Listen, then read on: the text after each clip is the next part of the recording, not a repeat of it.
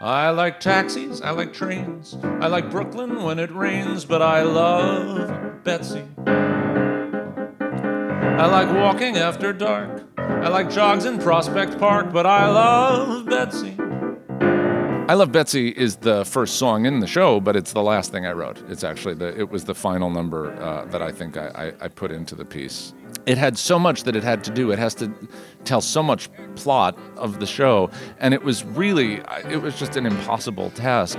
And then I went and I saw the Muppets movie. In the first number of the movie, it's a guy and he's just walking down the street and he's, everyone's joining him on the street, and it's like it's sort of a perfect stupid opening number. And I was like, you know what? Honeymoon in Vegas really is the Muppet Show. I mean, that is sort of what goes on. It's nothing but a bunch of Muppets. And so maybe that's the kind of opening number we need, is just a guy walking down the street and just tell us everything. I'm amazed and I'm impressed, but the thing that I love best is I love Betsy, and she loves me. 5 years. I've been in love with Betsy for 5 years. Jack, our leading character, lives in a very musical comedy world. He lives in a world where everybody sings and everybody dances and everybody's happy. And so the Brooklyn of Honeymoon in Vegas couldn't be like contemporary Brooklyn. It had to be what Fantasy Brooklyn was, which to me was sort of like Javier Cugat. There was something sort of crazy Latin about the whole thing. It was so happy. Everybody was happy. Okay. And so that was because those are the Muppets I was working with. And I like dancing on the pier.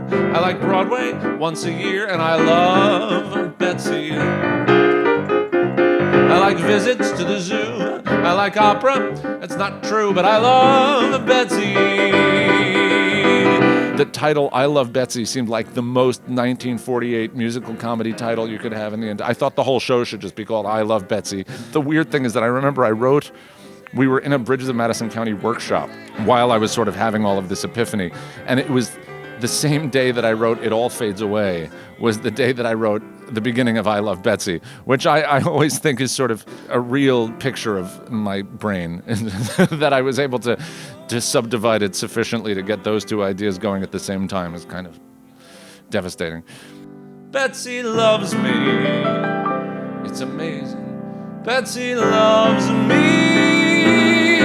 And tonight I'm gonna show her just how proud I am to know her. There's no danger, there's no drama, there's no curse, and there's no mama. Put my problems in the past. Because I wanted to write a traditional musical comedy, I wanted to write something that sort of felt like 1963. And so whenever I sat down, I could always tell I had gone wrong if I wrote something that sounded too much like me. It would just be that the music sort of was too contemporary or too funky or too piano heavy or whatever it was. And I'd say, all right, what would Cy Coleman do? What would Kander and Ebb do? And then once I got back to that, the show just would sort of always pour out.